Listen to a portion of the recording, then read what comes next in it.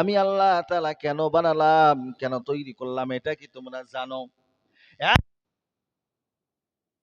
আমার গোলামি করবে, আমার জন্য সমস্ত সবকিছু নিবৃত্ত করে দিবে।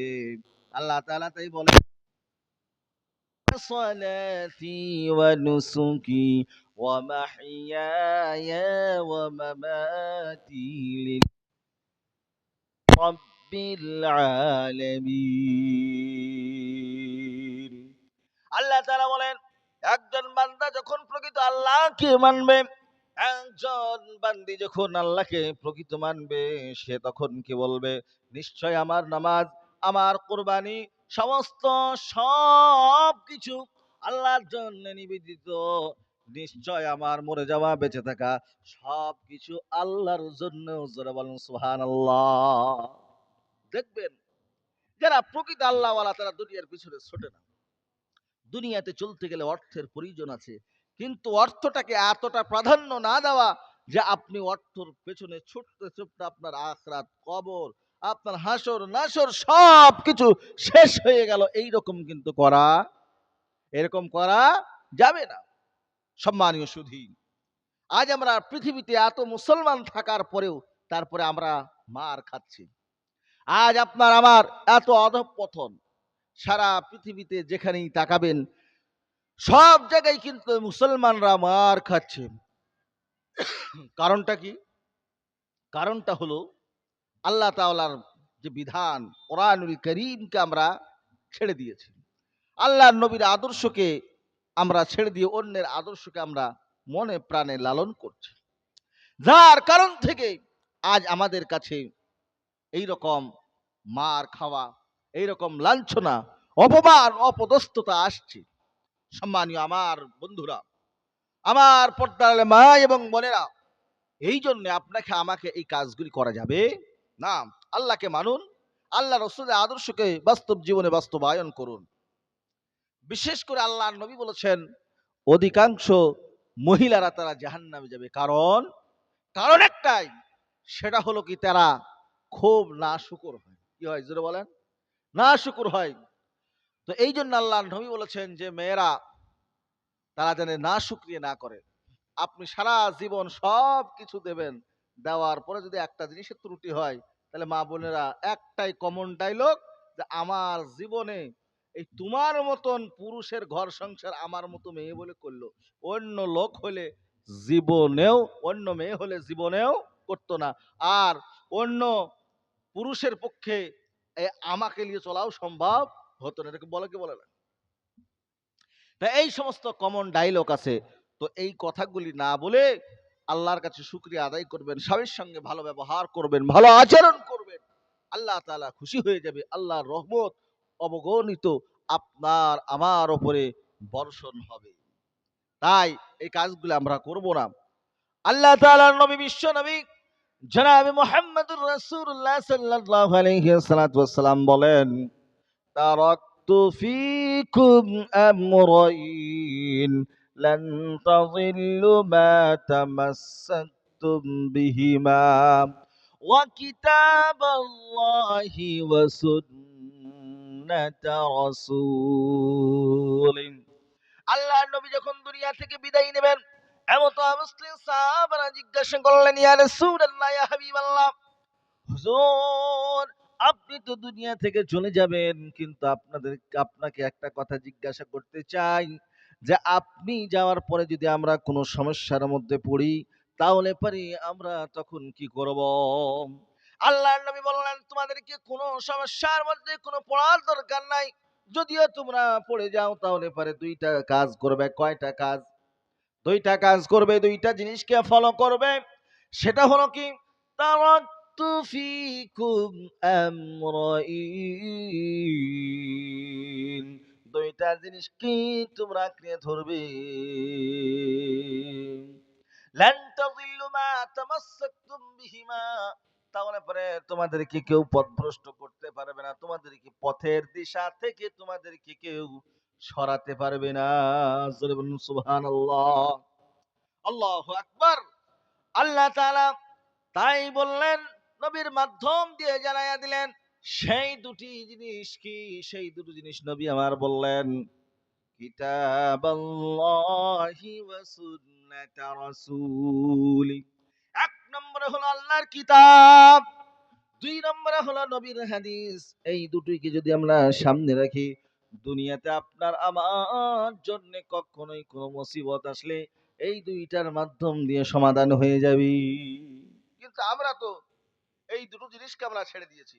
আর বিশেষ করে মা বোনেরা তো সারা বছর কোরআন শরীফ পড়েই না। এই রমজান আবার আসছে সামনে, আর এক রমজানে থুয়েছে, তারপরে রমজানের সময় খুব কোরআন পড়ার ঘটাঘটি। আর যেই রমজান শেষ হয়ে গেল, জুজদানে এমন কায়দার বাঁধা বাঁধলো যে তারপরের দিন, তারপরে আবার সামনে বছর দেখা যাবে যে সেটাকে বাঁধবে। আবার এই রকম পরিস্থিতি তো হয়, কিন্তু একদিন পরিষ্কার করারও সময় হয় না, সুযোগও হয় না। সেই জন্য মা বোনদেরকে বলবো যে আপনার কোরআন সকালবেলায় পড়ুন, আল্লাহর রহমত, আল্লাহর বরকত বাড়িতে বর্ষিত হবে। আল্লাহর নবী বলেছেন, যে বাড়িতে মহিলারা কোরআন শরীফ তেলাওয়াত করে, আল্লাহর জিকির আজকার করে, তো এই মহিলাদের কারণ থেকে স্বামীর রুজি রুটির মধ্যে বরকত হয়। কি হয় জোরে বলেন? স্বামীর রুজি রুটির মধ্যে কি হয়? বরকত হয়। আল্লাহ তাআলা বরকত দেন। আর আমাদের বর্তমান সময়ের মা বোনেরা ভালো আছে, কিন্তু সংখ্যায় খুবই কম। এই আল্লাহওয়ালি দিনদার মেয়ে খুব কম। তো এই জন্য যারা যা করেছেন তওবা করুন, ইস্তেগফার করুন। তো ইস্তেগফার করার সাথে সাথে আপনারা আল্লাহর দিকে ফিরে আসুন। এখন অনেক সুযোগ আছে। আল্লাহ তাআলা আপনারা আমার অনেক সুযোগ দিয়েছেন। এই সুযোগগুলি আমি কাজে লাগাই। আল্লাহ তাআলা আপনাকে আমাকে বিভিন্ন সময় বিভিন্ন আপদ বিপদ দিয়ে থাকেন। এগুলো আল্লাহ তাআলার পরীক্ষা। কি জোরে বলেন? আল্লাহ তাআলার পরীক্ষা। এই পরীক্ষায় আপনাকে আমাকে উত্তীর্ণ হওয়া লাগবে, পরীক্ষায় পাস করা লাগবে। আর আমি যদি এমনি এমনি মনে করে আল্লাহর বেহেশতে চলে যাব, অত সহজ নয়। আল্লাহর বেহেশত যাওয়া খুবই সহজ, আবার খুবই কঠিন। আল্লাহর কোরআন, নবীর হাদিস মানবেন তো যাওয়া সহজ হবে। আর যদি এগুলো বাদ দিয়ে মনে করেন এমনি এমনি ফিরি ফিরি জান্নাতে চলে যাবো, যাওয়া যাবে? জোরে বলেন, যাওয়া যাবে? কখনোই যাওয়া যাবে না। আল্লাহ তাআলা বলেন, আমার নবী, বিশ্ব নবী জনাবে মুহাম্মদুর রাসূলুল্লাহ সাল্লাল্লাহু আলাইহি সাল্লাতু ওয়াসসালামকে আমি দুনিয়াতে পাঠাবো। দুনিয়াতে পাঠানোর পূর্বে ৫০ দিন পূর্বে আপনার ইয়ামানের একজন বাদশা ছিল, শাসক ছিল, তার নাম ছিল আবরাহ। কি নাম ছিল? আবরাহ বাদশা। এই আবরাহ বাদশা আসলে ছিল এ নাজ্জাশের বাদশা। সে সেইখান থেকে যুদ্ধ করে আপনার ইয়ামান দেশটাকে বিজয় লাভ করলো। ইয়ামান দেশটাকে বিজয় লাভ করার পরে তার চোখের সামনে দিয়ে, তার নজর দিয়ে অনেক হাজিরা হজ করতে যান মক্কা শরীফে। কোথায় যাই জোরে বলেন? আপনি হাজি সাহেব নাকি? জি, হাজি সাহেবরা তিনারা মক্কা শরীফে হজ করতে যান।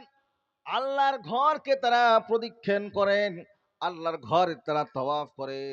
আর সেই ঘরে যাওয়ার পরে তারা বিভিন্ন রকমের উপঢৌকন, যারা মুতাওয়াল্লি হিসাবে থাকে, তাদেরকে তারা দিয়ে আসে আল্লাহর ঘরকে রক্ষণাবেক্ষণা করার জন্য। এই জিনিসটা দেখার পরে তার মনের মধ্যে একটা আক্রোশ সৃষ্টি হলো, রাগ তৈরি হলো। রাগ তৈরি হওয়ার পরে সে মনে মনে চিন্তা ভাবনা করলো, আমি যদি এই জায়গায় যদি একটা সুন্দর করে এইরকম ধরনের এইরকম সাদৃশ্যের একটা যদি গির্জা নির্মাণ করতে পারি, আর এর চাইতেও যদি আমি সুন্দর পরিষেবা দিতে পারি, তাহলে তো মক্কাতে আর কেউ যাবে না, আর মক্কা শরীফে যে কেউ হজও করবে না, টাকা পয়সাও কেউ দেবে না। তাহলে কি করা যায়? তারা চিন্তা ভাবনা করে একটা সিদ্ধান্তের মধ্যে আসলো। তারা সিদ্ধান্ত নিল একটা গির্জা নির্মাণ করতে হবে। তারা মিস্ত্রি লাগিয়ে বিভিন্ন জোগাড় যন্ত্রী করার পরে তারা করলো কি, একটা আপনার হুবহু ওই বাইতুল্লাহর মতন গির্জা নির্মাণ করলো।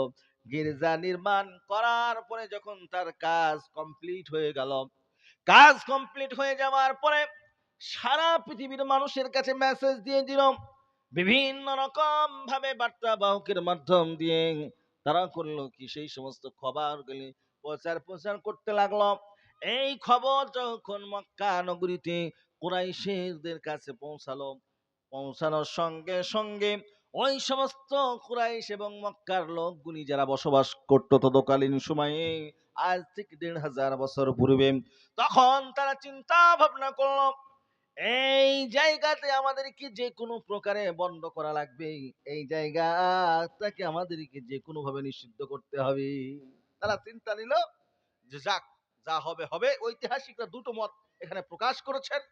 কেউ বলেছেন যে সেখানে মল পরিত্যাগ করা হয়েছে, পেশাব পায়খানা করা হয়েছে, আর কেউ কেউ বলেছেন না, সেই ঘরটা আগুন দিয়ে জ্বালিয়ে দেওয়া হয়েছে। যাই হোক, তো ঐতিহাসিকবিদরা বেশিরভাগ মত হলো সেখানে মল ত্যাগ করা বা পায়খানা পেশাব করা, এই বিষয়ে অধিকাংশ মুফাসসিরিন কিরামগণ, ঐতিহাসিক লেখকগণ তারা লিখেছেন যখন তারা ওইখানে মল ত্যাগ করলো বা পেশাব পায়খানা করলো, এই খবর বাদশার কাছে পৌঁছে গেল। বাদশার কাছে যখন পৌঁছে গেল, পৌঁছে যাওয়ার পরে বাদশা করলো কি, ৭০টা বড় বড় উট নিল এবং তার সাথে সাথে অনেক আপনার সৈন্য সামন্ত জোগাড় যন্ত্রী করে এবার চিন্তা ভাবনা করলো যে আমাকে যেন তেন প্রকারে বাইতুল্লাহ ঘরকে ভাঙতে হবে, আল্লাহর ঘরকে ভাঙতে হবে, ওর মান মর্যাদা কিছুই রাখা যাবে না। আচ্ছা বলেন, এই বাইতুল্লাহ ঘরটা কার? জোরে বলেন কার? আল্লাহর। তো আল্লাহ তাআলা সেই সময় তিনি নিজে তার রক্ষণাবেক্ষণের দায়িত্ব নিলেন। কিন্তু বর্তমান সময়ে আল্লাহ তাআলার অনেকও আল্লাহর বান্দারা রয়েছে, এখন বর্তমান সময়ে আল্লাহর বান্দাদের উপরে সেটা সুপ্রদ করে দিয়েছেন। আচ্ছা বলেন, এখন যদি এই মুসলমানরা কিছু না বলে আর বাইতুল্লাহকে যদি আক্রমণ করতে আসে, তাহলে কি আল্লাহর দোহাই দিবেন না আমাদেরকে লড়তে হবে? কোনটা করতে হবে? আমাদেরকে লড়তে হবে। আল্লাহ তাআলা আমাদের সমর্থন দিয়েছেন, টাকা দিয়েছেন, পয়সা দিয়েছেন, আল্লাহ তাআলা ক্ষমতা দিয়েছেন। এখান থেকে আপনাকে আমাকে শিক্ষা নিতে হবে যে আপনার আমার মধ্যে ইউনিটি নাই, ঐক্য নাই, আপনার আমার মধ্যে ঢিসাঢিসি, মারামারি, ঝামেলা, বিভিন্ন রকমের ফিতনা ফাসাদ। ও মুসলমান, ও আমার মায়েরা বোনেরা, এই আপনার আমার তিক্ততা থেকে, হিংসাটাকে আপনাকে আমাকে শেষ করতে হবে। আর মানুষের হিংসা এমন একটা আগুনের নাম, যে হিংসার কারণ থেকে আপনি জীবনে উন্নতি লাভ করতে বলেন পারবেন না। এই জন্য হিংসাকে বর্জন করুন, হিংসাকে বাদ দিয়ে একে অপরের জন্য সহযোগী হয়ে যান।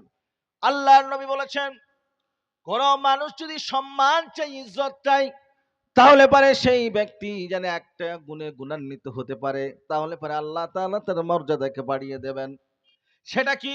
আপনাকে আমাকে মাফ করার গুণটা অর্জন করতে হবে। যদি আমরা মাফ করতে পারি, দেখবেন অটোমেটিক আল্লাহ তাআলা আপনার মান মর্যাদাকে বাড়িয়ে দেবেন। বাড়াবেন কি বাড়াবেন না? কিন্তু আমরা তো ক্ষমা করতে পারি না, আমরা প্রতিহিংসার, কি করে আমরা তার বদলা নেব, তার প্রতিশোধ নেব, এইটা নিয়েই আমরা ব্যস্ত হয়ে যাই। এই জন্য আমরা জ্বলে পুড়ে শেষ হয়ে যাচ্ছি। ও মুসলমান, তোমরা কবে ফিরবে? তোমরা কবে তোমাদের ঐক্যকে ধরবে? আল্লাহ তাআলা বলেছেন, ওয়াতাসিমু বিহাবলিল্লাহি জামিআন ওয়ালা তাফাররাকু।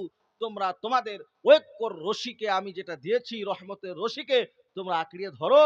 আপোষের মধ্যে ডিভাইডেশন করো না, আপোষের মধ্যে ঝামেলা মতদ্বন্দ্ব সৃষ্টি করো না। যদি তোমরা করো, তাহলে পরে তোমরাই শেষ হয়ে যাবে।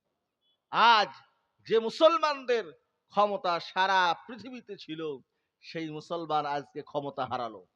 ভারতবর্ষে মুসলমান ছিল ৮০০ বছর বা ৮৫০ বছর বা ৭৫০ বছর রাজত্ব করেছে। তো যাই হোক, তো সেই রাজত্ব করতে যে তারা যখন আল্লাহর বিধানকে পরিত্যাগ করে, তারা যখন ভোগ বিলাসিতায় যখন জীবন যাপন করতে লাগলো, আল্লাহ তাআলা তাদেরকে লাথি দিয়ে সমস্ত রাজতন্ত্রকে কেড়ে নিয়ে আল্লাহ তাআলা কাফের মুশরিকদের হাতে দিয়ে দিলেন। ঠিক কিনা? যারা বলেন, আল্লাহ তাআলা বলছেন যে আমার ওয়াদা চিরন্তন সত্য। আমি আল্লাহ তাআলা বলছি, শুনো, ওয়ালা তাহিনু ওয়ালা তাহজানু ওয়া আনতুমুল আ'লাউনা ইন কুনতুম মুমিনিন। আল্লাহু আকবার। আল্লাহ তাআলা বলেন, শোনো আমার বান্দারা, আল্লাহ তাআলা সূরাতুল ইমরানের ১৩৯ নম্বর আয়াত 4 নম্বর পারার 4 নম্বর পারার 6 নম্বর পৃষ্ঠা, এটা হলো 11 নম্বর লাইন। আল্লাহ তাআলা বলছেন, ও মুসলমানেরা, ও ইমানদারেরা, তোমাদের ভয়ের কোনো কারণ নাই, তোমাদের হতাশাগ্রস্ত হওয়ার কোনো কারণ নাই। যদি সত্যিকারী মুসলমান হয়ে থাকো, সত্যিকারী যদি তোমরা ইমানদার হয়ে থাকো, তাহলে পারে তোমরাই বিজয়ী হবে। এই ঘোষণা কার? জোরে বলেন। আল্লাহর। কিন্তু শর্ত একটাই, সেটা হলো আপনাকে আমাকে প্রত্যেককেই প্রকৃত ইমানদার হওয়া লাগবে। ইমানদার হয়ে যান, আপনি আমি অবশ্যই আবারও আমাদের কাছে ক্ষমতা ফিরে আসবে। আল্লাহ নবী সাল্লাল্লাহু আলাইহি ওয়াসাল্লাম বলেছেন যে আল জান্নাতু তাহতা জিলালিস সুয়ুফ, তরবারির তলদেশে রয়েছে আল্লাহর জান্নাত। আপনাদের সামরিক শক্তি যখন থাকবে, তখন আল্লাহর জান্নাত অটোমেটিক দেখতে পাবেন। আল্লাহর জান্নাত বেশি দূরে যাওয়া লাগবে না। কিন্তু যখন আমরা মুসলমানরা সামরিক শক্তি থেকে আমরা দূরে সরে যাব, আল্লাহ তাআলা আপনার আমার উপরে জিল্লত চাপিয়ে দেবেন। এই জন্য আপনাকে আমাকে অর্থনৈতিকভাবে স্বাবলম্বী হওয়া লাগবে, এবং তার সাথে সাথে আপনাকে আমাকে সামরিক শক্তি দিয়ে আপনাকে আমাকে স্বাবলম্বী হতে হবে। আজ ইসরায়েল একটা ছোট্ট দেশ, যাদের মাত্র 1,88,00,000 মানুষ বাস করে, অথচ তারা পৃথিবীর সবচাইতে সুপার পাওয়ার এবং দাদা। তারা তাদের এজেন্ডাকে বাস্তবায়ন করার জন্য তারা কিন্তু থেমে নাই, তারা আগিয়ে চলেছে। তারা তাদের ইসরায়েলকে গ্রেট ইসরায়েল করার জন্য তারা সর্বরকমের প্রক্রিয়া তারা চালাতেছে। কিন্তু মুসলমান, তারা তাদের দিক দিয়ে তারা সমস্ত রকমের তারা সফলতার উচ্চ শিখরে পৌঁছে গিয়েছে। কিন্তু আপনি আমি যদি সেই জায়গায় তাদের মতন ইউনিটি নিয়ে আপনি আমি যদি বসবাস করতাম, আপনার আমার চিন্তা ভাবনা শ্রমগুলিকে আমরা যদি লাগাতাম, আমরা দুনিয়াতেও স্বাবলম্বী হতাম, পরকালে যাওয়ার পরেও আমরা স্বাবলম্বী থাকতাম। আপনার আমার তো ওয়াদা আল্লাহ তাআলা করেই রেখেছেন যে তোমরা দুনিয়াতে যখন থাকবে, আমার ইমান আমল নিয়ে আমি আল্লাহ তাআলা সমস্ত সম্পদ তোমাদের কদমের নিচে দিয়ে দেব। আর যখন তোমরা পরিত্যাগ করবে, তখন আমি তোমাদের উপরে জিল্লাত, তোমাদের অপমান, অপদস্থতা আমি আল্লাহ তাআলা চাপিয়ে দেব। জোরে বলুন নাউজুবিল্লাহ। তো আজ সম্মানীয় সুধী, ভারতবর্ষে মুসলমানদের উপরে যে সমস্ত অ্যাটাক গুলি আসছে, কেন? যে আমাদের মধ্যে ঐক্য নেই। আমরা একে অপরের দোষ ধরে বেড়াই, একে অপরের আমরা খারাপ গুণগুলি বর্ণনা করি। এই জন্যে আল্লাহ তাআলা বলেছেন, ইন্নাল হিকমাতা ওয়াল মাউইযাতিল হাসানা ওয়াজাদিলহুম বিল্লাতি হিয়া আহসান। যখন তোমরা দাওয়াতি কাজ করবে, যখন তোমরা মানুষকে আহ্বান করবে আল্লাহর দ্বীনের দিকে, ভালো কথা মিষ্টি কথা দিয়ে তোমরা মানুষকে আহ্বান করো, মানুষকে ডাকো, এমন ব্যবহার, এমন কলাকৌশল এখতিয়ার করবে, এমন পন্থা অবলম্বন করবে, যাতে করে মানুষ তোমাদেরকে দেখে খুশি হয়ে তারা যেন উদ্বুদ্ধ হয়। যখন তোমরা গায়ের কওমের কাছে যাবে, তোমাদের আখলাক, তোমাদের আদর্শ, তোমাদের চরিত্র, তোমাদের তাহজিব, তোমাদের তামাদ্দুন এতটা উন্নত মানের হবে, তারা দেখেই ইসলামের মধ্যে আসবে। এই মুসলমানের চরিত্র তো এরকম ছিল আজ থেকে ১,৫০০ বছর পূর্বে, কিন্তু সেই মুসলমান আজও আছে, কিন্তু সেই চরিত্র নাই। আমার কথা বুঝতে পারছেন আপনারা? এই চরিত্র আপনার আমার মধ্যে আনতে হবে। এমন চরিত্র গঠন করেন যে চরিত্র দেখে অন্য জাতিরা, ভিন্ন জাতিরা আপনার আমার উপরে আকৃষ্ট হয়ে তারা যেন আমাদের ধর্মের মধ্যে শামিল হয়ে যায়। আল্লাহ নবী, বিশ্বনবী জনাবি মুহাম্মদুর রাসূলুল্লাহ সাল্লাল্লাহু আলাইহি ওয়াসাল্লাম, তিনি ছিলেন উন্নত মানের চরিত্রের অধিকারী। আল্লাহ তাআলা সেই সার্টিফিকেট সূরা কলামের মধ্যে দিয়েছেন।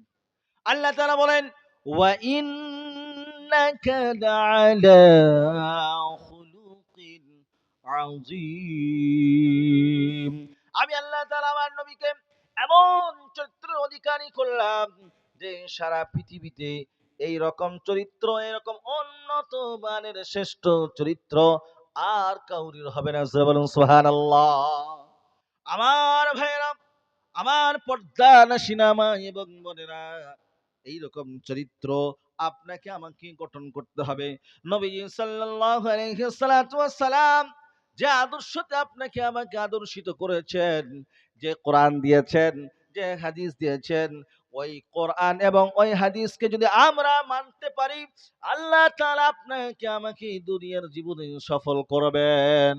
ও ভাইয়েরা আমার, আল্লাহ তাআলা সেই কথাকে স্মরণ করাচ্ছেন, আলাম তারা কাইফা ফাআলা রাব্বুকা বিআসহাবিল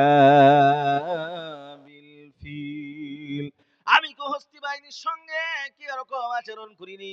আল্লাহ তাআলা নবীকে বলছেন, আপনি কি দেখেন নাই আমি হাতিওয়ালাদের সঙ্গে কি আচরণ করেছি, কি ব্যবহার করেছি? নবীজি তো আসার 50 দিন আগেই হয়ে গেছে, তারপরে আল্লাহ তাআলা এই কথা কেন বলতেছেন?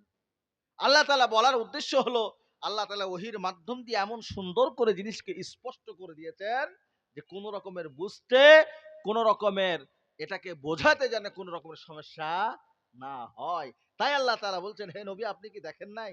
মানে দেখা আর না দেখা দুটোকে আল্লাহ তাআলা সমান করে দিয়েছেন। জোরে বলুন সুবহানাল্লাহ। আর অন্যান্য মুফাসসিরিন কিরাম বলছেন, যখন আল্লাহ তাআলা নবীজিকে মায়ের পেটের মধ্যে রেখেছিলেন, তখনই আল্লাহ তাআলা তার কুদরতি ক্ষমতা দিয়ে দেখিয়ে দিয়েছেন। এইজন্য আল্লাহ তাআলা বলেছেন যে, আলাম তারা কাইফা ফাআলা রাব্বুকা বিআসহাবিল ফিল। হে নবী আপনি কি দেখেন নাই আমি হাতিওয়ালাদের সাথে কি আচরণ করেছি? জয় বলুন সুবহানাল্লাহ। আল্লাহ তাআলা বলেন, আলাম ইয়াজআল কাইদাহুম ফি তাযলিল। আল্লাহ তাআলা বলেন, আমি তাদের চক্রান্তকে আমি নস্যাৎ করে দিয়েছি, ধূলিসাৎ করে দিয়েছি। আল্লাহ তাআলা তাদের চক্রান্তকে কেমনে ভাবে ধূলিসাৎ করলেন? আল্লাহ তাআলা বলেন, শোনো আমার বান্দারা, তোমরা যখন আমার দ্বীনের জন্য যখন তোমরা বার হয়ে যাবে, তখন আমি আল্লাহ তাআলা তোমাদের সাহায্য সহযোগিতা করব। যেহেতু সেই সময় কোন মানুষ তো সেরকম ইসলাম ধর্মের উপরে কেউ দীক্ষিত ছিল না। সেই সময় লাত এবং মানাত এবং উজ্জাকে মানত। আর ওইদিকে খ্রিস্টান এবং ইহুদিরা, তারা কেউ তো আপনার ৩টা খোদা নিয়ে ব্যস্ত, কেউ আবার ২টা খোদা নিয়ে ব্যস্ত। এই রকম সময় আল্লাহর ঘর কাবাত করার মতো কোনো মানুষ নাই। একমাত্র মুতাওয়াল্লি হিসাবে আল্লাহর নবীর দাদা আব্দুল মুত্তালিব তিনি রক্ষণাবেক্ষণ করছেন। কিন্তু তিনি তো ইসলামের উপরে প্রতিষ্ঠিত ছিলেন না। তিনি তো হাজার ও লাত এবং মানাত এইরকম পূজার সঙ্গে তিনি শিরিক স্থাপন করেছিলেন। আল্লাহ তাআলার উপর তাদের বিশ্বাস ছিল, কিন্তু তারা আপনার এই সমস্ত কুফরি মতবাদ থেকে তারা দূরে ছিল না। তো যখন এই খবর আব্দুল মুত্তালিবের কাছে পৌঁছালো, আর এই আব্দুল মুত্তালিবের কাছে পৌঁছানোর পূর্বে রাস্তায় কিছু ঘটনা ঘটলো। কিছু মানুষ যারা আরবের আশপাশের গোত্রের লোক ছিল, তারা করলো কি, তাদেরকে বাধা দেওয়ার জন্যে তারা বার হলো। তারা বার হওয়ার পরে তাদের সঙ্গে যুদ্ধ হলো, যুদ্ধে তারা পরাজয় হলো। এবার আব্দুল মুত্তালিবের কাছে যখন এই খবর আসলো, তারও কিছু উট ছাগল এগুলো আটকে দেওয়া হয়েছিল। তো উনি বললেন যে, আমার তো ঘর নয়, এটা তো আল্লাহ তাআলা আমাকে মুতাওয়াল্লি হিসাবে করেছেন, তা আমি এর মুতাল্লি দায়িত্বতে আছি। আমার ঘোড়া দুম্বা যেগুলো যা আছে, যেগুলো নিয়েছে 200-র কাছাকাছি, সেগুলোকে ছাড়িয়ে নিয়ে আসে। তো আব্রাহা বাদশাহ সে 70টা আপনার হাতি নিয়ে এসেছে।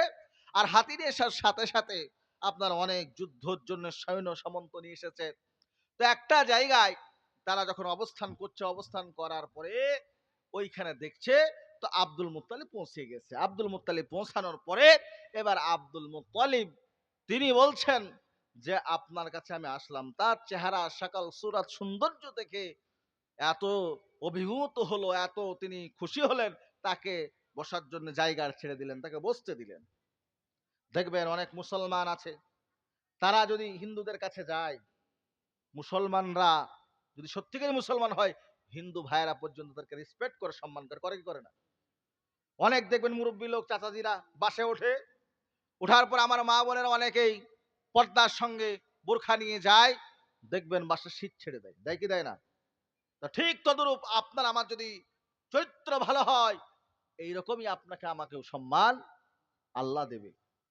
তা হযরত আব্দুল মুত্তালিবকে যখন এইরকম ভাবে একটা জায়গায় বসতে দেওয়া হলো, বসতে দেওয়ার পর তিনি বসলেন। বললেন যে, আপনি কিসের জন্য এসেছেন বলেন? তো বলে, আমার যে সমস্ত উট দুম্বা যেগুলো আপনি আটক করেছেন সেগুলোকে ছাড়িয়ে দেন।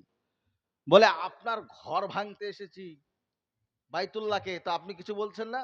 বললে, যার ঘর তিনি দেখবেন, ও বিষয়ে আমার কোনো নাক গলানোর কোনো দরকার নাই। আপনি আমার উট দুম্বাগুলো দিয়ে দেন।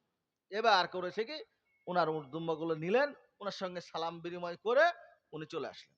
আচ্ছা বলেন, আমরা দেখবেন অনেক সময় যারা মুসলমান, আমরা দাড়িওয়ালা টুপিওয়ালা লোক, দিনদার লোক, তারা দেখবেন চায়ের দোকানে বসলে অনেক লোক উল্টাপাল্টা কথাবার্তা বলে, আমরা প্রতিবাদে জড়িয়ে যাই, যাই কি যাই না? তো আল্লাহ বলছেন যে তোমরা এই সমস্ত প্রতিবাদ গুলো ওইসব জায়গায় করো না। ওয়াইজা খাতাবাহুমুল জাহিলুনা ক্বালু সালামা, যখন তোমাদেরকে মূর্খ অজ্ঞ লোকেরা তোমাদেরকে বিভিন্ন রকম ভাবে তোমাদেরকে অ্যাটাক করবে, তখন তাদের অ্যাটাক থেকে তোমরা হ্যাঁ হু যতটুকু প্রয়োজন ততটুকু দিয়ে সরে যাও। ওদের সঙ্গে এড়ে তর্কতে তোমরা যেও না, তোমাদের ওখানে মান সম্মান খাটো হবে, হবে কি হবে না বলেন? আচ্ছা বলেন, আপনাদের জিজ্ঞাসা করি, যদি সোনার দোকানে যদি সোনা বিক্রি না করা যায়, শোরুমে যদি সোনা বিক্রি না করা যায়, আর আপনি যদি ফুটপাতে বিক্রি করেন, আপনার সোনার দাম থাকবে? কি বলেন? দাম থাকবে? তা কোরআন হাদিসকে বুঝতে হলে মাদ্রাসা মসজিদে যেতে হবে। কোরআন হাদিসকে জানতে হলে আপনাকে আমাকে বড় বড় ইউনিভার্সিটি ইসলামিক যেগুলো আছে সেখানে যেয়ে আপনাকে আমাকে শিখতে হবে। এবার তাদের কাছে যেয়ে আপনাকে আমাকে শিখে তারপরে সেটার মূল্যায়ন করতে হবে। আর আপনি আমি যদি চায়ের দোকানে যদি এর মূল্যায়ন করি আর এর কথাবার্তা বলি, ওর কোনো মূল্য থাকবে না। এইজন্য আল্লাহ তাআলা বললেন যে তোমরা মূর্খ অজ্ঞ লোকেদের সঙ্গে কথাবার্তা যেখানে সেখানে বলো না। একটা জায়গা মোতাবিক তাদেরকে নিয়ে বসিয়ে তাদেরকে কথা বলো। তাহলে তোমার কথার মূল্য থাকবে, দাম থাকবে। আল্লাহর কথা কত সুন্দর, কত যুক্তিযুক্ত, জোরে বলেন সুবহানাল্লাহ। তো হযরত আব্দুল মুত্তালিবকে তিনি যখন সম্মান করলেন, উনি উত্তর দিলেন। উত্তর দেওয়ার পরে এবার তখন আব্দুল মুত্তালিব তার আপনার ছাগল, উট, ঘোড়া যাই ছিল সেগুলো নিয়ে উনি চলে আসলেন। এবার তখন আব্রাহা বাদশা করলো কি? ও করলো তার সৈন্যদেরকে হুকুম দিয়ে দিল, এখন যুদ্ধ করতে হবে। মাহমুদ নামক একটা হাতি ছিল, সেই হাতি কোনো মতেই ওঠে না। ওকে কিন্তু মারধর এতটাই শুরু করলো, সে কোনো রকমই তাও উঠতে চাইলো না। শেষ পর্যন্ত সে যখন উঠলো, ওঠার সঙ্গে সঙ্গে আল্লাহ তাআলা কি করলেন? ওয়া আরসালা আলাইহিম তায়রান আবাবিল। আল্লাহ তাআলা মদিনা থেকে দক্ষিণ প্রান্তরে আপনার ওইখানে আপনার লোহিত সাগর ছিল, ওই সাগর থেকে আল্লাহ তাআলা ঝাঁকে ঝাঁকে পাখি পাঠালেন। সেই সমস্ত পাখিগুলির ঠোঁটে ছিল একটা পাথর, আর দুই পায়ে দুই পাঞ্জাতে ছিল দুইটা পাথর। এত ছোট্ট ছোট্ট পাথরগুলি ছিল। ওই পাথরগুলি যখনই আব্রাহা বাদশার সৈন্যদের ওপরে যখন তারা ওই ওপর থেকে নিক্ষেপ করে, আর আপনার তফসির কারকরা লিখছে যেখানে ঝাঁক পৌঁছে গেল, মেঘের মতন সমস্ত আকাশটা ভর্তি হয়ে গেল, আর মনে হলো যেন ছায়া হয়ে গিয়েছে। যখন এইরকম পরিস্থিতি, আর যখন ওই পাথরগুলি পায়ের থেকে এবং মুখ থেকে ছেড়ে দেয়, ছেড়ে দেওয়ার সঙ্গে সঙ্গে মাথায় পড়ে, আর মাথায় পড়ার সঙ্গে সঙ্গে মাথা থেকে পেছনের রাস্তা দিয়ে বার হয়ে যায়, আর সৈন্য সামন্ত গুলো ওখানেই পড়ে মারা যায়। জোরে বলুন নাউজুবিল্লাহ। এইরকম ভাবে ওই সমস্ত সৈন্য সামন্ত গুলো শেষ হয়ে গেল। আব্রাহা বাদশাহ তার দশা কি হলো? তার দশাটা এমন হলো, একটা পাথর পড়লো, তাকে সেইখান থেকে ইয়ামানে নিয়ে যাওয়া হলো। ইয়ামানে নিয়ে যাওয়ার পরে, সেইখানে যাওয়ার পরে কিছুদিন পরে তার শরীরটা পচতে শুরু করলো। কি শুরু করলো জোরে বলেন? পচতে শুরু করলো। যখন পচতে শুরু করলো, পচতে পচতে এমন একটা পরিস্থিতি আসলো, তার দুর্গন্ধময় শরীর হয়ে গেল। মানুষ তাকে হিংসা বিদ্বেষের চোখে দেখতে লাগলো। শেষ পর্যন্ত সে মানুষের কাছে হেউ প্রতিপন্ন হয়ে গেল। হয়ে যাওয়ার পরে সে মারা গেল। আচ্ছা বলেন, এখান থেকে আমরা কি শিখলাম? আমরা শিখলাম যারা খোদাদ্রোহী হবে, আল্লাহ তাআলা তাদেরকে এরকম করে শায়েস্তা করবে। আচ্ছা বলেন, আপনারা আজ কয়দিন থেকে আপনারা নিউজ দেখছেন না?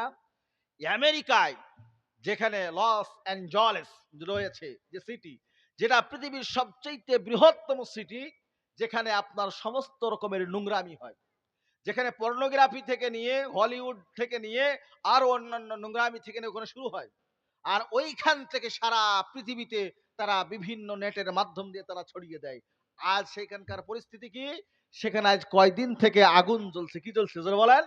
আগুন জ্বলছে। আল্লাহ তাআলা বলেন, শোনো, আমি আল্লাহ তাআলা ছেড়ে দিই কিন্তু ছাড় দেই না। আমি ধরি না ধরি না, ধরলে পরে আমি ছাড় দেই না। তো আল্লাহ ধরেছে।